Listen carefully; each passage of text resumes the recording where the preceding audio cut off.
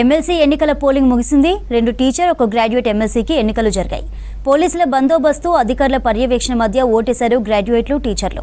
అక్కడక్కడ ప్రధాన పార్టీల నేతల మధ్య చిన్న గొడవలు జరిగాయి.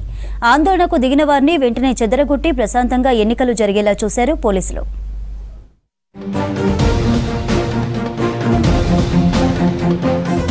రాష్ట్రంలో ఎమ్మెల్సీ ఎన్నికల పోలింగ్ ప్రశాంతంగా ముగిసింది.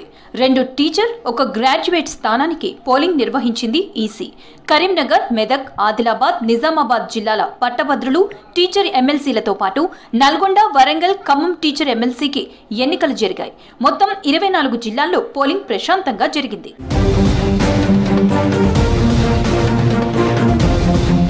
పోలింగ్ ప్రక్రియను నిరంతరం పర్యవేక్షించారు అధికారులు. ఎప్పటికప్పుడు వెబ్ కాస్టింగ్ ద్వారా మానిటరింగ్ చేశారు. ప్రతి పోలింగ్ కేంద్రానికి 1 మైక్రో అబ్జర్వర్, సెక్టరల్ ఆఫీసర్తో పోలింగ్ సక్రమంగా పూర్తయ్యేలా చూశారు. అక్కడక్కడ మినహా దాదాపు అన్ని చోట్ల ప్రశాంతంగా ఓటింగ్ జరిగింది.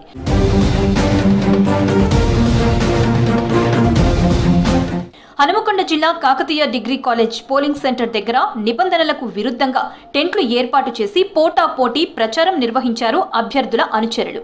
పోలింగ్ కేంద్రం దగ్గర గుంపులుగా చేరి నినాదాలు చేయడంతో గందరగోళం నెలకొంది. మంచిర్యాల జిల్లా మందమర్రి పట్టణంలో పోలింగ్ కేంద్రంలో తమపై పోలీసులు దాడి చేశారంటూ ఆందోళన చేశారు బీజేపీ నేతలు. అంతకుముందు అక్కడ గొడవ జరుగుతుండటంతో స్పాట్ కి చేరుకున్న పోలీసులు బీజేపీ నేతలపై లాఠీచార్జ్ చేసి చెదరగొట్టారు.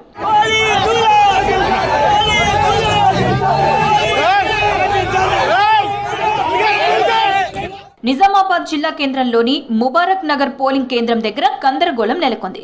పోలింగ్ కేంద్రం వద్ద బీజేపీ నేతలు కాషాయం కండువా వేసుకోవడంపై అభ్యంతరం తెలిపారు పోలీసులు. దీంతో కండువా తీసేది లేదంటూ పోలీసులతో వాగ్వాదానికి దిగారు బీజేపీ నేతలు. ఇక ఖమ్మంలో రికా బజార్ పోలింగ్ సెంటర్ దగ్గర ప్రధాని మోదీ ఫ్లెక్సీలను ఏర్పాటు చేయడంతో వివాదం జరిగింది. ఎన్నికల నిబంధనలకు విరుద్ధంగా మోదీ ఫ్లెక్సీలు ఏర్పాటు చేయడంపై అభ్యంతరం తెలిపారు టీఎస్ యూటీఎఫ్ నేతలు.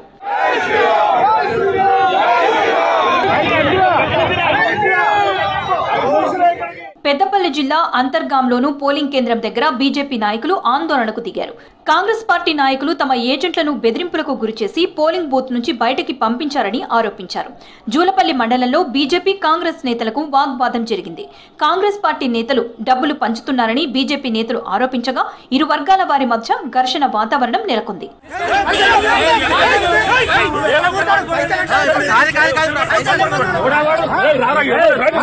పెద్దపల్లి జిల్లా మంథనిలో జూనియర్ కళాశాలలో పట్టభద్రుల ఎమ్మెల్సీ ఎన్నికలకు ఓటు వేసేందుకు ఓటర్లు బారులు తీరారు.